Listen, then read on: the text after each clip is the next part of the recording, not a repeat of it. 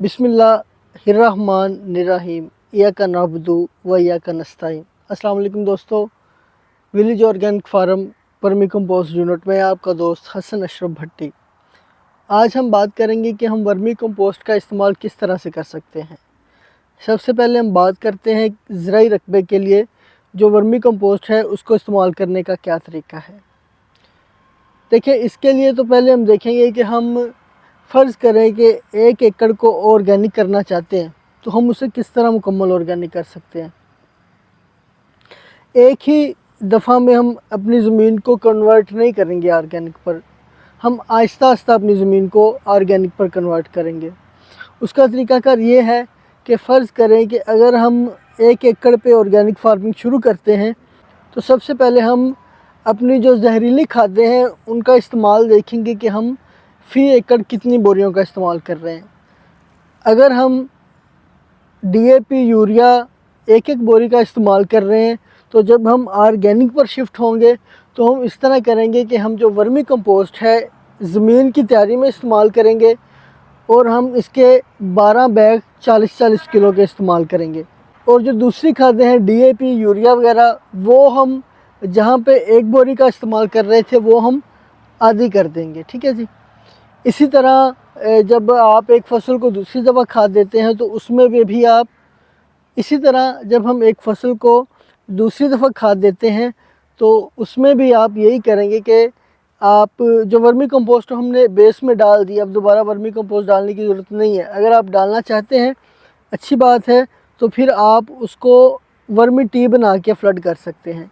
और जो दूसरी खादें हैं जहाँ पे आप 1-1 बोरी इस्तेमाल कर रहे थे वो आप आधी बोरी का इस्तेमाल करेंगे। इसी तरह फ़र्ज़ करें 1 एकड़ पे हमने 1 साल या 3 महीने की या 6 महीने की जो फसल थी वो ले ली। अब हम जब दोबारा उसी जगह पर नई फसल काश्त करेंगे तो हम क्या करेंगे, जो हमारे वर्मी कंपोस्ट के बैग थे वो हम 15 कर देंगे, 10 से 15 कर देंगे या 12 से 15 कर देंगे। और जो हमारी दूसरी जहरीली खादें हैं वो जहाँ पे हमने पहली दफ़ा आधी बोरी इस्तेमाल की थी हम उससे भी आधी कर देंगे। इसी तरह उसी रकबे पर हम जब तीसरी दफ़ा वर्मी कंपोस्ट अप्लाई करेंगे तो हम उसके जो बैग हैं वो 25 कर देंगे और जो दूसरी हमारी खादें हैं वो हम बिल्कुल ख़त्म कर देंगे इंशाल्लाह।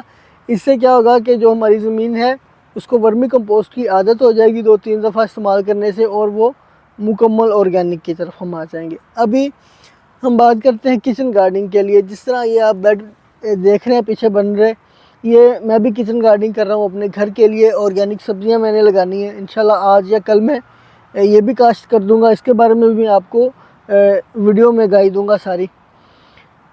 तो हमने इसकी बेस में वर्मी कंपोस्ट डाल दी है। अब हम क्या करेंगे कि हम हर पानी के साथ जो वर्मी कंपोस्ट है वो इसको फ्लड किया करेंगे वर्मी टी बना के, तो इंशाल्लाह हमें किसी भी दूसरी जो खाद है उसकी ज़रूरत नहीं पड़ने वाली। इसी तरह अगर आपका कोई फलों का बाग है, आप वहाँ वर्मी कंपोस्ट इस्तेमाल करना चाह रहे हैं, तो सबसे पहले जब आपने पौधा लगाना है तो पौधा लगाने के लिए जो आप गड़ा बनाते हैं उसमें आपने फ़ी पौधे को पौधे के साइज़ के मुताबिक वो मशवरा कर लीजिएगा। 1 किलो आधा किलो वर्मी कंपोस्ट आप उसकी मिट्टी में मिक्स करके उस गड़े में डालेंगे जब आप पौधा लगाएंगे। ठीक है जी। उसके बाद जब खाद की ज़रूरत पड़ती है तो पौधे की उम्र के मुताबिक 1 साल के पौधे को तकरीबन 2 किलो, इसी तरह आहिस्ता आहिस्ता जिस तरह पौधे की उम्र बढ़ती जाती है तो उसके मुताबिक फिर हम रिकमेंड करते हैं उतनी वर्मी कंपोस्ट डालनी होगी। दोस्तों, मैं उम्मीद करता हूँ कि आपको काफ़ी इन्फॉर्मेशन मिली होगी। अगर कोई बात कोई सवाल आपके ज़हन में है तो आप नीचे कमेंट बॉक्स में मुझसे पूछ सकते हैं।